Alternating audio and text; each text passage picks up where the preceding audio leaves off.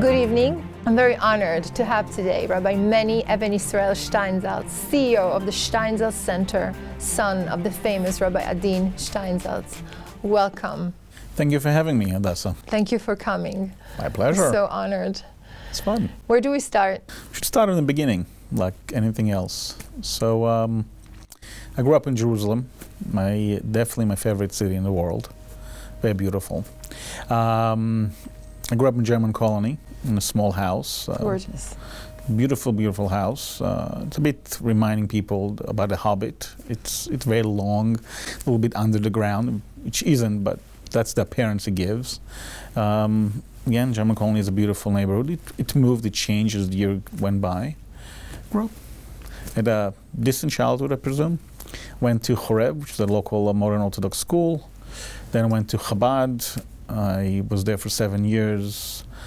I graduated around 1997 with rabbinical ordination, and did my first stage, my first learning experience actually in Geneva, Switzerland, where I acted as the second in command. I was the assistant rabbi and assistant shaliach for the area. In Geneva, you go skiing. You go to become a rabbi? Well, apparently some of us, I went once to skiing. The shaliach there felt that I'm working too hard. Okay. I used to start daf yomi class at 5:30 in the morning and conversion class at 11:30 at night. So I worked all day, and it was all private classes. Yeah. So he decided in Christmas to send me to a vacation to the mountains. Now, I'm Israeli, I have no clothing, I don't know what to do. The only thing I have a long trench coat, right? So I go to the mountain, top of the peak of the mountain, I'm the only one who's wearing a trench coat. It wasn't cold, that was my experience in Geneva. Went back, it was an experience. I came back to Israel and I married my wife Liza. And but wait a second, you have siblings? I do have siblings, yes, true. I have a brother and a sister. We are 7 years apart. My sister is older than me. Her name is Esti. She lives in Jerusalem. She's a social worker. My brother, his name is Amechaye, which is an acronym for Avram Moshe Chaim Hillel.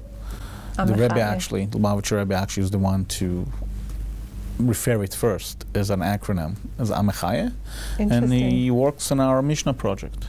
So, until you got married, though, it wasn't easy. It wasn't a very smooth ride all the way to your marriage years. It was a struggle. I mean, it's starting with, life have its own surprises, its own activity that you cannot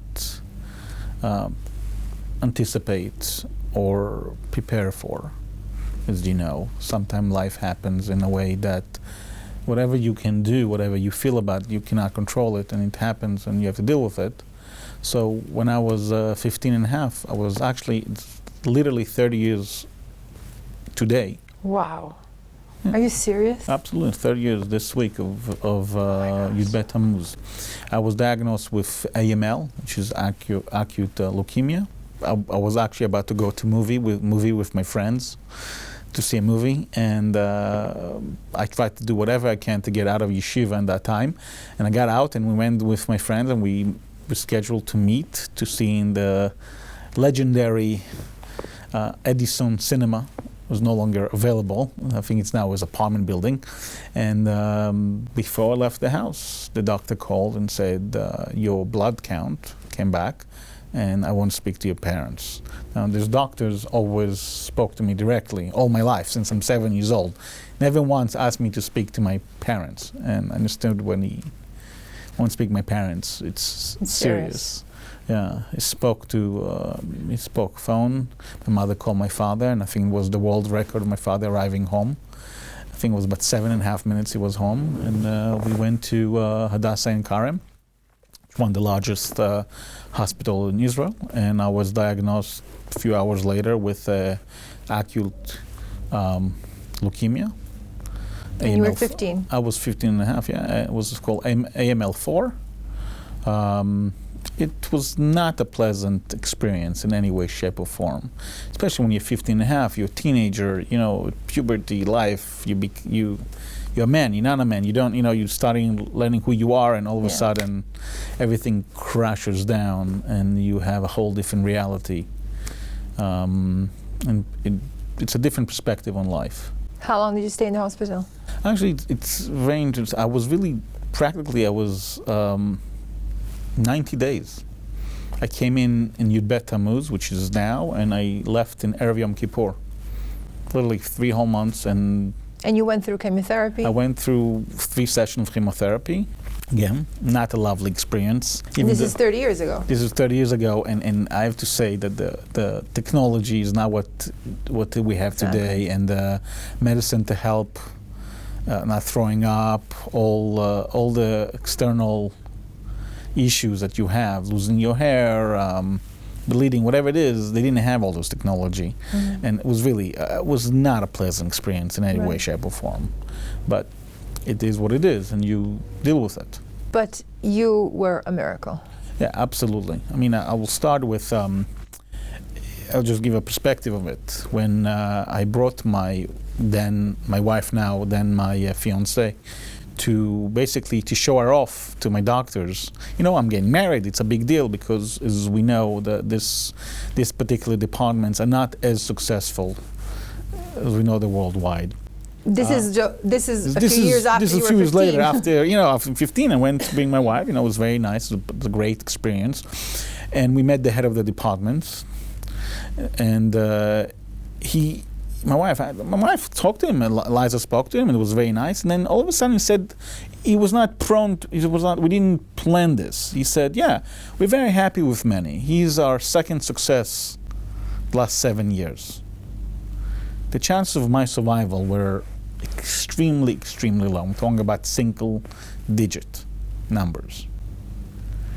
And there is cases like mine who survived. It's obviously the coincidence and God worked in His own way. Why do you think you survived? Why do I think I survived? I actually believe that was the blessing of the Lubavitcher Rebbe. Throughout my sickness, the Rebbe took a special interest in my well-being. From the moment I got in till the moment I left and after, the Rebbe guidelines and blessings and literally involvement in the process was outstanding. I think we got dozens of answers directly to the family, and most people, it was very unique because the Rebbe do not usually answer as many answers to the same need, and everybody went through the Rebbe and asked for a blessing for me, or mentioned my name, or referred them to my situation. The Rebbe encouraged him. The blessing I got from the Rebbe were outstanding, but the focal point was that there was a debate after my second course of chemotherapy. It was a debate if I should do a bone marrow transplant or not. Obviously, as a patient, the answer is automatically no. I mean, in Hadassah and Karam, these 2 departments are very close to each other, and you see you see who's coming in, etc. So it's very, very hard. And when you're a child, in 15 and a half, you already went through 1 course of chemotherapy, and a second course of chemotherapy, and all the stuff in between. Again, it's not a walk in the park when you do, as you know. They when they had a conversation to do a bone marrow transplant or not, there was a big debate among the doctors in Israel about it, my own personal doctors and his associate. But because of our family connection, specifically my father connection, almost every hospital that we can get our hands on to contact with to make decision if in my particular case, which is AML4 with a chromosome 16 reversed, do you have to do a bone marrow transplant or not? And will the bone marrow transplant be successful and be helpful? That was a debate. I think my father asked everybody. It was the NIH, the London School, UCLA, you name them, we asked them. And there really was not one opinion. There was not one view. There was a variety. There's not enough cases in that time, and there was a variety of questions to do, not to do. And then to make it even more complex, I did not have external donor, which upgrade the chances higher. Was basically my own bone marrow was going to be nuked and be redone, reintroduced. So I think that was the point that my father actually asked the Rebbe for advice. Mm-hmm. And the advice had three parts to it. One is to do or not to do a bone marrow transplant. Two, if to do, where to do. And three, a general blessing for life. And the Rebbe responded, because there was, again, as mentioned, there was a doubt there. The concept was not clear. The Rebbe answer was, because there's a doubt, there's a line in the Talmud, our favorite book, that said when a person has an option to do or not to do, especially in something that's more intrusive, it's better not to do. Sheva al ta'aseh adif. It's better not to do anything. And then he said, I should stay in the land of Israel, because the land of Israel is a place that God watches over from beginning of the year till the end of the year. And I should stay in the land of Israel with a blessing of a long and good life, but, that's where the condition, and I read it as a condition, the Rebbe said, mitoch hosafa belimud v'afatzat Torah, from the concept of learning and expanding the learning of Torah. So no more skiing. No more skiing, clearly. So I remember going back to the doctors. It was Monday morning, it was Sunday night. We came back to the doctors in Israel. We were debating till this point if I have to do or not do bone marrow transplant. I told them, the Lubavitch Rebbe told us not to do it because you are in a doubt. The head of the department took it extremely personally. From a variety of reasons, because, he was a great guy. I don't think it was not because it's medical, it was more personal for him. And they immediately called a meeting, it was Monday morning, and they forced my own doctor to change his opinion, and many other doctors. So they changed their ruling that in my case, in Israel, all the doctors will be in one voice. So therefore the Rebbe idea, because there's a doubt, is no longer a doubt, because the doctors in Israel already agree. That you don't do it. That you do it. You have to do it. That you have to do a bone marrow transplant. Because the Rebbe said not to do it, because better not to do something intrusive. Right. And they say, look. On purpose. With purpose. It felt like it. So we went back to the Rebbe. And I asked Rebbe again. Rebbe said, don't do it. Shev al ta'aseh adif. Now, clearly, as you can tell, as you know my family, I have an amazing wife and have outstanding, amazing 4 kids. And this is all we call the way life it is, and that's the biggest miracle. Now, obviously, for the more intellectual mind, they didn't give you a chance of being able to have children? They said they did whatever they did, but it was not a major issue then, in that moment. Were you the only one that survived from that year absolutely. Of the children? There was no children. I was actually in the adult ward. I was 15 and a half, so that's the cut age. So I was in the adult ward, and no, nobody survived. Not in that year. It's quite... yeah. Did this happen also with the changing of your name, or it's not connected? Well, it's interesting question. I believe it does have a connection. My father went to the Rebbe about 7 months before I was sick. And it was through whatever his own struggles that he had to go through. And he went through the Rebbe, and the Rebbe gave him $1 for success and $1 for great prosperity. And then my father and my mother were there, and my father started walking out. And as we also about to go outside, literally the room, the Rebbe called back again. And the Rebbe said, look, I think it'd be a good idea to change your name. Now, our name, the Shemli name, is our trademark. Right. And we're still using it as a trademark, but it's a personal name. It's something that literally walk with us. It's something that we identify with. And here comes the Lubavitch Rebbe and said, change your name.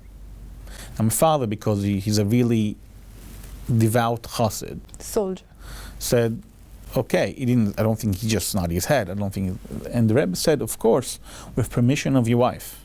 Your wife has to agree with it too.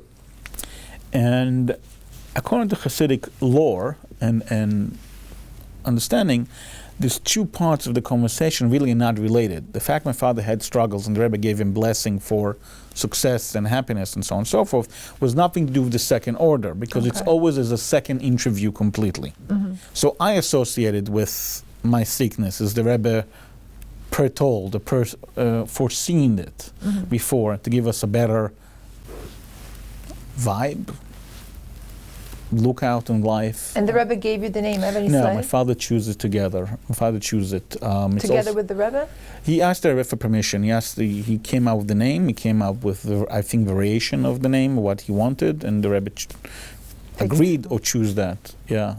Incredible. Took about 6 months. There was no rush here. So this all happened within 6 months? Yeah, it's open back 6 and months. forth. Immediately, we changed the name, and immediately after that, yeah. Now you go by Even Yisrael. I go explicitly by Even Yisrael. Steinsaltz is only the center. Absolutely. And usually when people refer to me as Meni Steinsaltz, I just ignore them. Really? Absolutely. That's no longer my name. And it's amazing because to see my kids, like I still grew up with Steinsaltz, right? It was large part of my life. My kids, they don't even have that. It's strange. In school, they're Even Yisrael. Completely, everything's Even Israel. The funniest thing that even my father, papers, all Even Israel, everything is legally changed to Even Israel. That's his official name, right? And therefore, a few years ago, he went to Florence for I don't know, some kind of event. I'm not sure he was speaking or was lecturing, and we realized in the airport that his ticket says Steinsaltz, and he could not go on the plane. So they had to change it. It was a whole... He wouldn't go on the plane because the name... No, they would not let him... Yeah, the name was not the right name. It's not in his passport. So the last passport we made for him and But his books are Steinsaltz. Right, but all the books of Steinsaltz and Even Israel.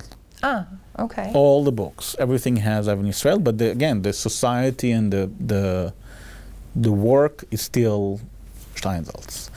Actually, one of my predecessors, CEO of the company, actually asked the Rebbe for permission to continue using it. Ah, okay. Yeah. That's important. How do you, I mean, I know this is a cliche question, but I have to ask you. Go ahead. Maybe because all of us, normal humans have grown up with, normal families, normal parents. How is it to grow up with such a figure as a father? Well, it's a cliche question. Do you get it like a million times? I get it all the time. How is to be with your father? Yeah, look, for the most part, my father, like many other people like that, was unavailable. He was never at home. I mean, Sunday to Friday before Shabbat, he was working. There's no breakfast with the father? No, also we went to school early, and the way it was said, I went to school before he sat down to eat, and when I came back from school, he was not home yet, and in the night, he didn't come back from work again. Doesn't like watching movie together? No, it was later things changed, but as young people, no, it was very hard. And was your father involved in your schoolwork? Like, would he get upset if you would get a bad mark? No, not at all. But the expectation was that we'll be very successful, which I did to a very, call it, basic level. It was not my repertoire. Is it difficult when people expect you to be the top? Absolutely. It's difficult, and of course, when you fail Gemara or you don't get the 100 in Talmud in your class, of course, there's a smart teacher saying, "But what would your father say? How would your father feel about it?" Truth is, it didn't bother him. He expected us to learn Talmud, expected us to know Talmud, expected us to have the knowledge. Did you learn with your father as a child? Would you it's read Gemara? Interesting. Not Gemara. Actually, we learned Gemara very rarely together. The main thing we learned for years was Chumash. You knew when you were growing up that your father was out of the ordinary? Or you realized? Only later in life. Again, when you went to school, when you all of a sudden you walk around and you follow books everywhere, it's give you a different perspective. And later on, when you go to places and you've been recognized, oh, you're Steinsaltz son. You're like, you don't know me, I don't know you, but why am I, but that's their... Does that bother you? They tell you you're Steinsaltz son? Sometimes it is, sometimes it isn't. It depends. This is real talk. Yeah, I understand. I want the real stuff, no, baby. It really depends on the context. It is nothing more annoying than going to a meeting that you worked extremely hard to get, and important meeting, and then saying, "Oh, you're Rabbi Steinsaltz's son." I'm meeting you on my own merit. I'm meeting my own. So it's an issue, but sometimes it's part of, especially when I do work for the Steinsaltz Center. Obviously, it's very limited. But example, I go to meetings and I can have entire meeting without them thought the person I meet, knowing that I'm connected to Rabbi Steinsaltz. Yeah, if you go to the Vatican. I go to Vatican, but other places, actually, the Vatican actually knew very well. Right, I was just thinking. They knew know very well. Yeah, the staff, their work, their system is... He's very famous in Italy, your father, very appreciated. We love Italy. I mean, I love Italy. I think it's the most beautiful place in the world. After Jerusalem, that's the place I would love to live in. Because you like the restaurants there. Especially I like the restaurant, but also it's very calm. I don't know, I love Rome. You see, when I talk to you, you're Rabbi Steinsaltz's son, yes, but you're also Rabbi Meni, Even Israel. Right. But you guys, you and your father, which I had the pleasure to meet, are so down to earth, normal, approachable. I mean, your father is known as the Rashi of the generation. I think the person like your father comes every, 1 in a million, and you just come towards him, and he's just so normal, and he will make you he will make any comment that are so normal, just like he brings down to anyone his learning to a level that anyone can understand. This is how you grew up. I mean, we can talk about, restaurants Absolutely. and skiing, and your father's just, I think that's what he gave to you, But that's the way it should be. Judaism is not something remote. Being a rabbi or any persona should be the opposite. We should make it accessible. Our house was a meeting place. So you can meet anybody in the house.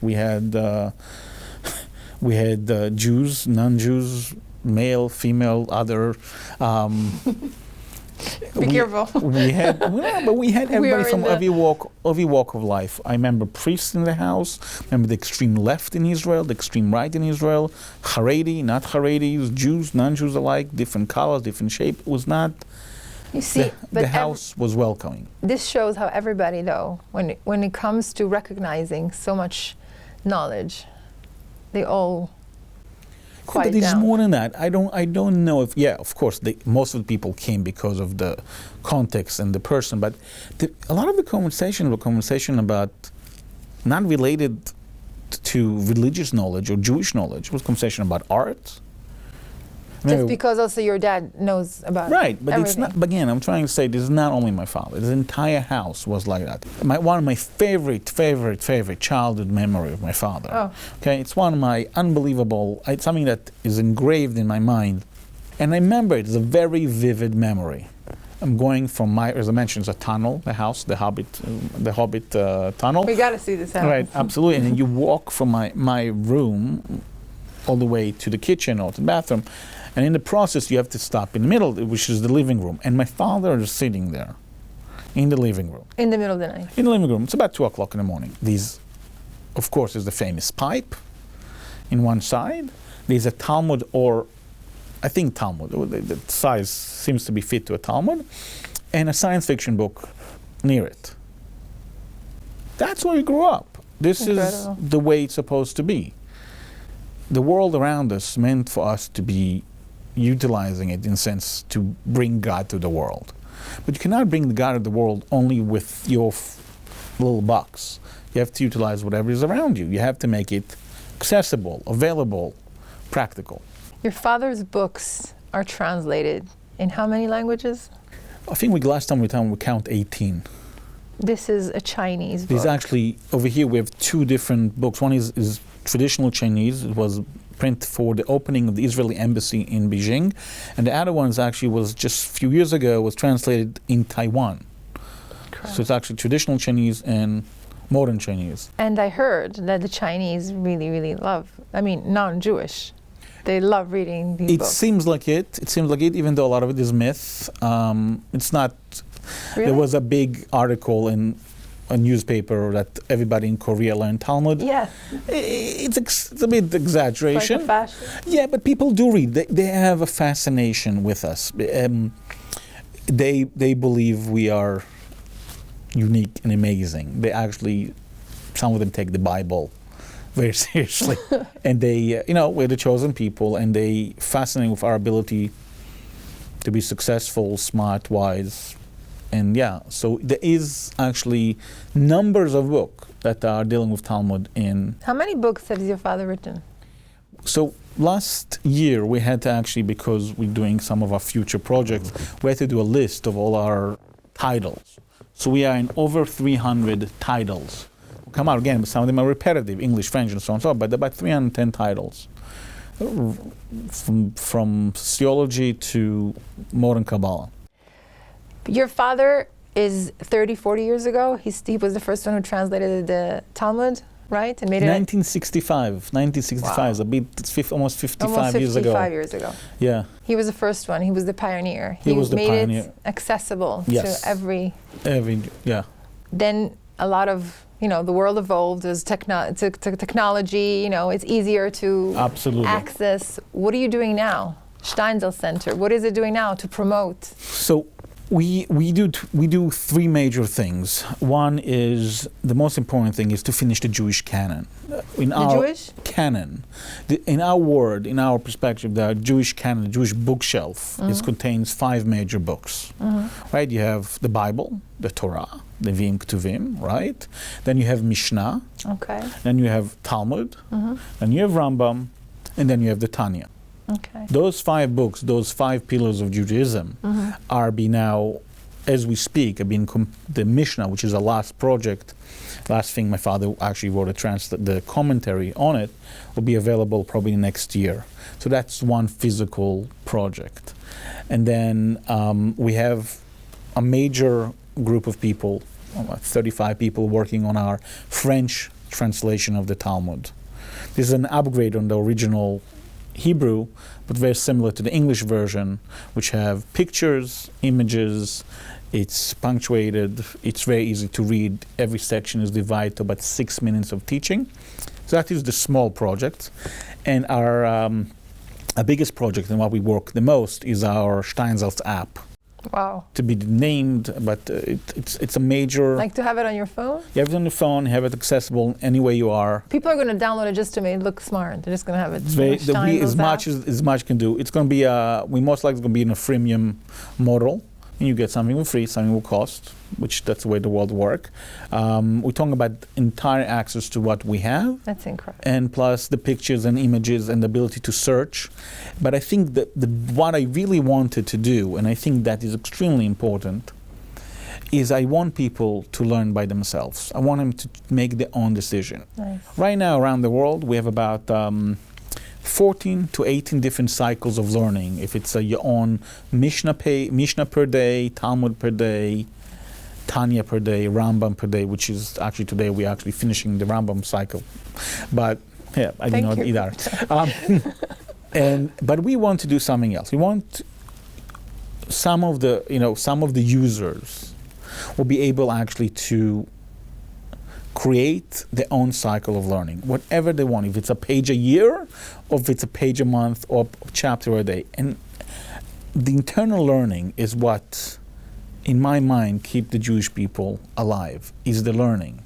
We always had this game of the motto and the logo of the organization or the family, so to speak.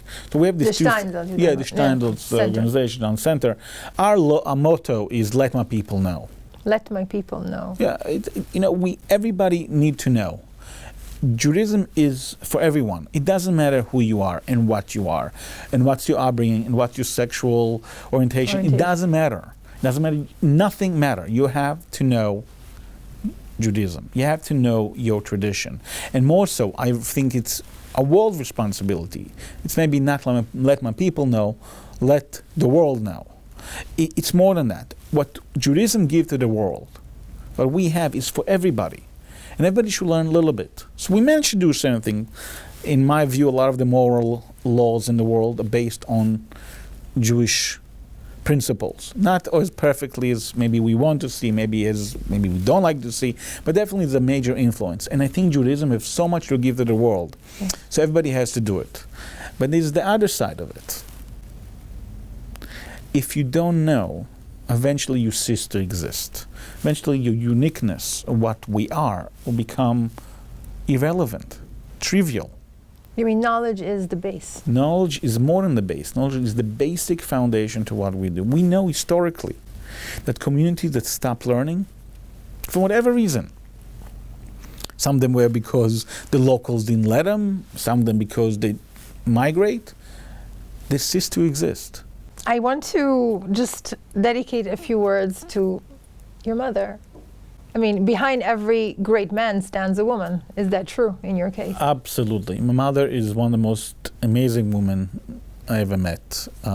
She's, you know... Your eyes are shining. Yeah, my mother, it's a big deal. First of all, she has a master's degree from the Sorbonne in France. She speaks at least 4 or 5 languages fluently. She is amazing. Her knowledge and her abilities are actually what she knows. Yeah. It's outstanding. I mean, when we had a question about Chassidut, yeah, we went to my mother, not to my father. Right? She spent years reading and rewriting a lot of Hasidic texts for her own desire. But she gave everything for my father. She could have been... She gave everything for her. In that sense, she gave everything up. She used to wait for him till he come back from work, which was, as I said, in yay hours of the day, 1, 2, etc. And she used to wait for him, and then and they had amazing relationship that most people don't have. When my father came home, as I mentioned, I used to wake up early at night, and they used to have a conversation. They used to actually speak. Again, I'm not sure. I don't think they ever spoke about his work, so to speak. I think they most spoke about life, about what he read and what science magazine they just finished and what article was written in the French magazine, the Poil Express, and other. And that's what they did. And for the most part, she raised us. Incredible. Mind you, we had a lot of freedom, and but definitely, my mother gave a lot for this thing, and she's amazing. Even now, it's very hard to see it because in a lot of ways, she gave everything for him, and now after his stroke, she's the one taking care of him, and it's more than benevolent. It's beyond that. It's amazing. Yeah, we a lot of time men don't see it. We have to appreciate the women in our life, and appreciate the support that they give us. Kudos to my wife Liza. I was just about to get there. You see, you took it away from me. I said, okay, behind your father there's a great woman, but you're also a great man. Right. Who stands behind you? It's my best friend, Liza. We've been together for a while. We're going into our 23rd years of marriage. We knew each other before. And you always, just to end this beautiful conversation, you grew up also with your father being very close to the Rebbe. Yes. Apart from this particular your illness, incident, yeah. You always had this, you saw this in the house, this very strong influence? No, absolutely not. No. No, actually, it was very private for my father. My father made a decision very early when he met the Rebbe, I don't know if it's early 70s, maybe 80s, that he will never ask the Rebbe anything physical. Physical? Anything like for his parnassa, and he always asked him spiritual questions. And the Rebbe, of course, did exactly the opposite. Every time my father came, the Rebbe asked my father all the physical how's work, and so on and so forth. We definitely had the influence of the Rebbe, and of course, picture of the Rebbe, and the fact we talked about traveling to the Rebbe. It was unique. It was more. The depth was there. The concept of what the Rebbe was not. I don't sound too arrogant. It wasn't a blind following. Mm-hmm. We understood my father and my mother when they made this commitment, and my mother she's a real chassid. She's connected. To really the bone. It's bonded by a blood and bonded by a connection. Even my father, I remember seeing him with the Rebbe. And you see, this famous picture, in fact, I see that he's completely humble to the Rebbe present. Yeah. He's completely there. And several times when he met the Rebbe actually told him almost like in the army, distance is broken, speak to me like a regular person. Rebbe asked my father twice or 3 times that I know of, the Rebbe asking, just tell to me like it is. Right, and I'll give you one of the most famous stories about it. My father was known to have more of a leftist opinions in the Israeli politics scene than the Rebbe. And after the Rebbe came out with his political views on the state of Israel, not returning territories, etc., so they interviewed my father. one of the local Israeli newspapers. And my father said, this is my opinion. However, because of my Rebbe, I nullify my opinion for the Rebbe's opinion. I will. A week later or a day later, I don't know, the Rebbe sent a message or call, said, I don't want you just to change your opinion because I said so. I want you actually to believe in it. Yeah. And that symbolized a relationship. I mean, they had an outstanding relationship. The Rebbe, throughout my father's life and throughout my life, of course, the Rebbe influence was there constantly. I mean, even from starting this project of the Talmud, the first instruction, Rebbe made sure that the pages, Talmud pages, even though my father did not keep the traditional way of one page, he divided to two. That was Rebbe advice. Like, you mean even the little details? Even little detail. Rebbe was involved, and my father asked questions. A lot of times did not get answers. He just sent the report. I remember the first time I went with my father, and my father said, when you write something to the Rebbe, you have to write something positive. You can't always say negative. You can't complain. You can always beg. Say also something good, because that was part of the relationship, and that's something I think we should all remember, that it's easy to find the negativity. It's easy to find something to laugh at, somebody to mock at. And the biggest deal is to find a way to find a positive thing about everybody, something that will move us forward, something that will be productive. And then you can say also some other less positive, because when you start off opening, when you open this heart, that's what happened. And I think that's what the Rebbe wanted. Do you know you're blessed? Do you feel you're blessed? Every day. Every day? Yeah. I mean, it's not always easy, but it's definitely every day. Amazing. Yeah. Steinsaltz Center, look it up. It's an incredible, incredible place. There's an app coming out soon. Knowledge is the basic. Let my people know. Rabbi Meni Steinsaltz, thank you so, so much. You're welcome.